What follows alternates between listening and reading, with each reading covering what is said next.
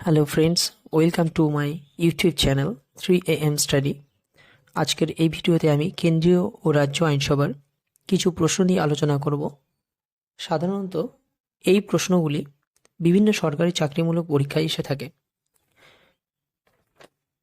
তো প্রত্যেকটা ভিডিওতে আমি 10টা করে প্রশ্ন দেব এবং তার সাথে অপশনে থাকবে 4টা করে এবং সময় থাকবে 5 সেকেন্ড করে। তো তোমরা সকলে এই 5 সেকেন্ডের মধ্যে উত্তর দেওয়ার চেষ্টা করবে। তো চলো ভিডিওটা শুরু করা যাক। ফার্স্ট কোয়েশ্চেন, কোনো বিল অর্থ বিল কিনা তা কে ঠিক করেন? অপশান এ রাষ্ট্রপতি, অপশান বি উপরাষ্ট্রপতি, অপশান সি লোকসভার অধ্যক্ষ, অপশান ডি অর্থমন্ত্রী। সঠিক উত্তর লোকসভার অধ্যক্ষ।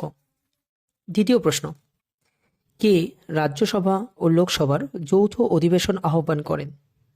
অপশান এ লোকসভার স্পিকার, অপশান বি রাজ্যসভার চেয়ারম্যান, অপশান সি রাষ্ট্রপতি, option D attorney general.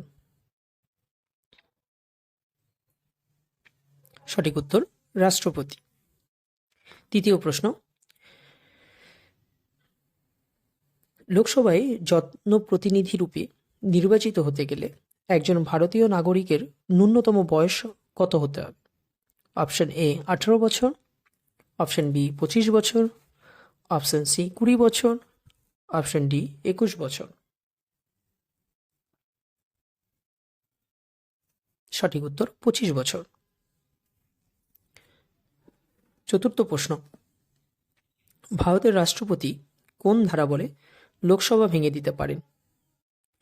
Option A 85(2) ধারা, অপশান বি 110(2) ধারা, অপশান সি 12(1) ধারা, অপশান ডি 92(2) ধারা। সঠিক উত্তর 85(2) ধারা। পঞ্চম প্রশ্ন, ভারতীয় সংবিধানের কত নম্বর ধারায় আইনসভার উভয় কক্ষের যুগ্ম অধিবেশনের উল্লেখ আছে? Option A 109, option B 108, option C 110, option D 112। সঠিক উত্তর 108। ষষ্ঠ প্রশ্ন, পশ্চিমবঙ্গের প্রথম রাজ্যপাল কে ছিলেন?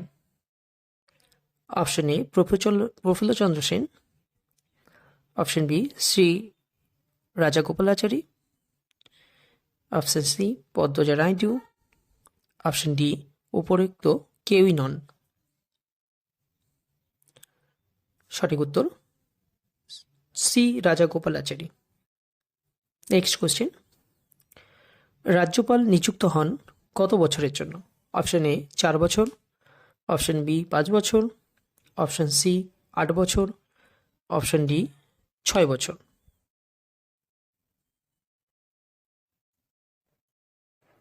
সঠিক উত্তর 5 বছর। নেক্সট কোশ্চেন, কোন সালে পশ্চিমবঙ্গ বিধান পরিষদের বিলোপ ঘটানো হয়েছিল? কোন সালে পশ্চিমবঙ্গে বিধান পরিষদের বিলোপ ঘটানো হয়?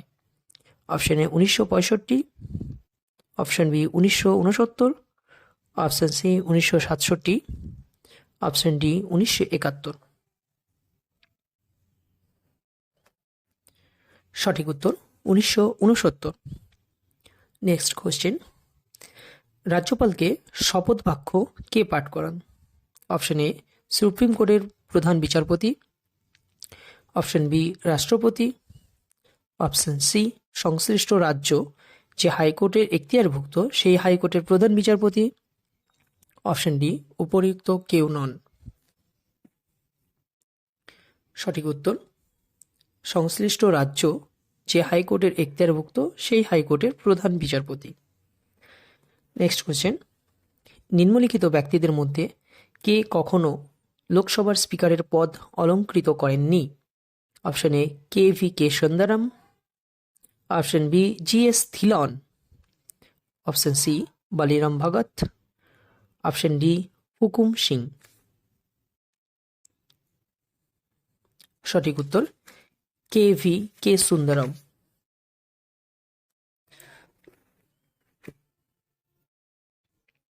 তো ভিডিওটি যদি ভালো লেগে থাকে ভিডিওটিতে অবশ্যই একটি লাইক করবে এবং আরও নতুন নতুন ভিডিও পাওয়ার জন্য অবশ্যই আমার চ্যানেলটিকে সাবস্ক্রাইব করবে।